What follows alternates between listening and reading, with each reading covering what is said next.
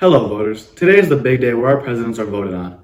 In case you missed the last year, here is a campaign clip and an interview with our candidates, and an expert analysis of a cartoon or image relating to them.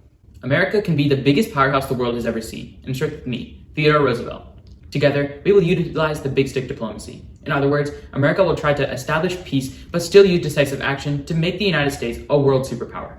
Together, we can ensure peace throughout the world, and that starts with your vote. I believe America's economy can be bolstered by busting trusts, from Rockefeller Standard Oil to Morgan's Northern Securities Company. Together, we can bust these trusts apart and establish a Bureau of Corporations to ensure control over these companies, and that starts with your vote. Join me as I help America rise to new heights, both internationally and domestically. Let us shed our isolationist policy and our social failures as America is reborn at the turn of this century. A vote for Roosevelt is a vote for a new America. Sir, I'd like to use this interview today to discuss some of your major policies and the ideals you believe in. To start off, what exactly is the Roosevelt Corollary? The Roosevelt Corollary will be an addition to the Monroe Doctrine. It's similar to the big stick diplomacy because we are using force, or a big stick, to help America. It states that we, the United States, will intervene in the Western Hemisphere to influence Latin America if they don't pay off their debts. We have to do this because Venezuela won't pay off their debts, so foreign countries are imposing naval blockades on them, which violates the Monroe Doctrine. How do you feel about relations with other countries? Relations with Japan aren't so great, as we force an end to the emigration of Japanese to the United States in the Gentleman's Agreement by ending American discrimination against them too. We did come to the Root Takahira Agreement, where Japan respected our land claims to the Philippines when we flaunted our pristine navy on them. But don't get me wrong, I just want to make sure there's more peace around the world. What is your policy regarding the Panama Canal? We want to build the Panama Canal to control the Philippines with increasing force. I'm working to ensure Panama's independence over Colombia to protect American interests and keep control over the canal zone given to us by the Hay-Banal-Varea Treaty. Interesting. Mr. Roosevelt, can you explain a little deeper into your reform policies? I've always felt strongly in the need for progressive reform throughout America. I want to bring railroads under the government control to prevent artificially high rates, and thus I passed the Hepburn Act of 1906, allowing the Interstate Commerce Commission to control rate changes and jurisdiction of businesses, particularly railroads. That sounds like some much needed change for the industrial dominance of some large companies. I've also heard that you took part in reforms in the food industry and the social sector. Yes, indeed. I passed the Meat Inspection Act, which made sure that meat was sanitary, and the Pure Food and Drug Act, which prohibited mislabeled or adulterated foods and drugs, to help improve sanitary conditions throughout America. I also promoted the Square Deal, which made sure compromises and fairness between companies and the workers. Particularly, I also helped resolve issues in a coal mine strike by mediating a compromise. That sounds fascinating. Lastly, talk to me about some of the environmental reforms you helped in. Of course, I withdrew 148 million acres of forest, 80 million acres of mineral land, and 1.5 million acres of water power sites to ensure natural conservation. In recent years, businesses and people alike have been destroying our environment, so I'm here to preserve nature and American beauty. Hi, I'm Professor Razen, and I'm here to analyze media with you. Here, we have a cartoon of Roosevelt and his attempts to end issues with trust through his trust busting. Although the point of view of this cartoon seems negative, we know from historical context that this effort was a huge success. On to our second contender, William Howard Taft. Have you ever felt discredited by the United States government? Are you dissatisfied with the economy and struggling to feed your family? I'm William Howard Taft, and I'm the man to help liberate America from these issues.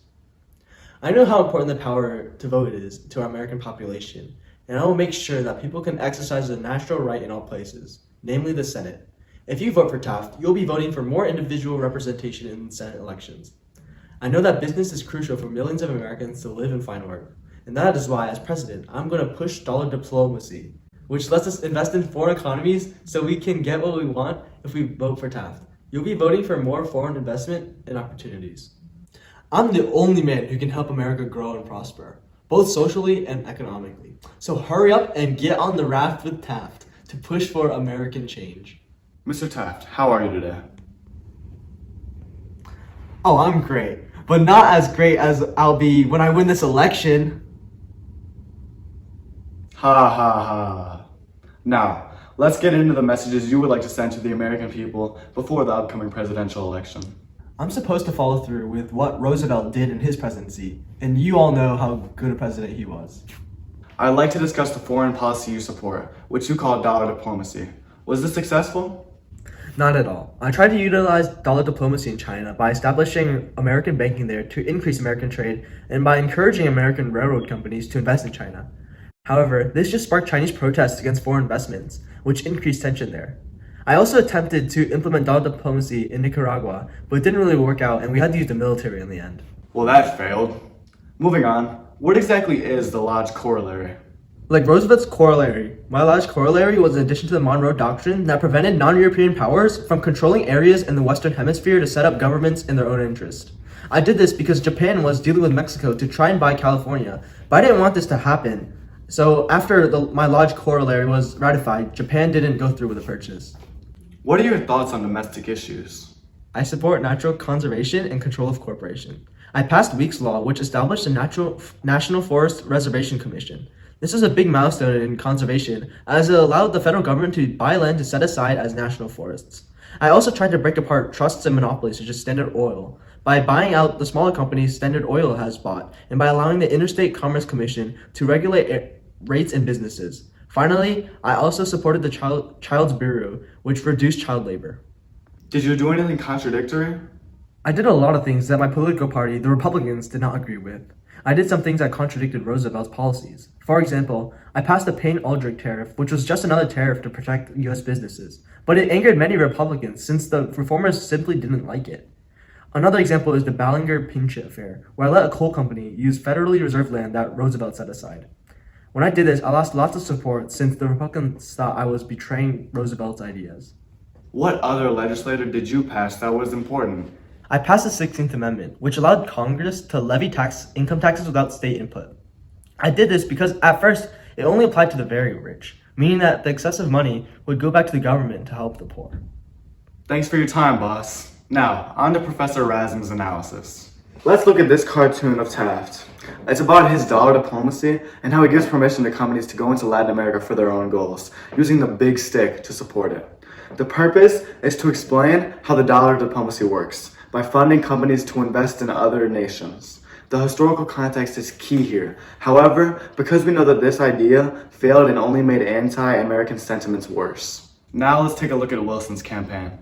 Although many people come to the United States and put their trust into the nation with the promise of a better life, many of these promises go unfulfilled. But the promises I, Woodrow Wilson, make are promises that you can trust. As president, I promise to eradicate the problems that we are enduring, such as monopolies, huge tariffs, and a rising wage gap. As president, I promise to fix all of these problems. I promise to reduce the tariff and ensure fair consumer prices. I promise to fix the problems of child labor by prohibiting the sale of goods manufactured by children and making these companies stop using children for labor. I promise to strengthen laws to break monopolies.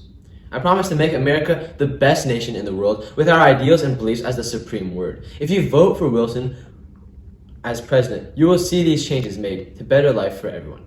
Vote for Wilson, win with Wilson. Today I would like to ask you a little bit about your policies and ideals. First, could you elaborate a little on your plan of moral diplomacy? Of course. More diplomacy is my system where support is given only to countries whose beliefs are similar to us. This benefits the US because it gives support to those who support our ideologies, supporting global democracy. I would like to stabilize the Caribbean and Latin America soon, especially by removing autocratic General Huerta of Mexico from power. Can you elaborate on the acts you made that stabilized the economy, sir? Yeah, first I passed the Clayton Antitrust Act. This was an improvement from the Sherman Antitrust Act, which failed to properly identify trust and allowed huge monopolies to get away. The Clayton Antitrust Act, however, was stronger in breaking up monopolies. It also distinguished labor unions and trusts. Next, I enacted an agency known as the Federal Trade Commission, which investigates and acts against unfair trade practices in every industry except banking and transportation. Finally, I passed the Farm Loan Act in 1916, where 12 regional federal farm loan banks were established to provide farm loans at low interest rates. Is it true you also made reforms regarding tariffs? Yes, that's true. As soon as I was elected for my first term, I passed the Underwood Tariff Act in 1913, which reduced and eliminated unfair tariffs. To compensate for the reduced tariff revenues, the bill included a graduated income tax with rates from 1 to 6%. This tax was higher for people with more money and lower for people with less money. What amendments did you pass, Mr. Wilson?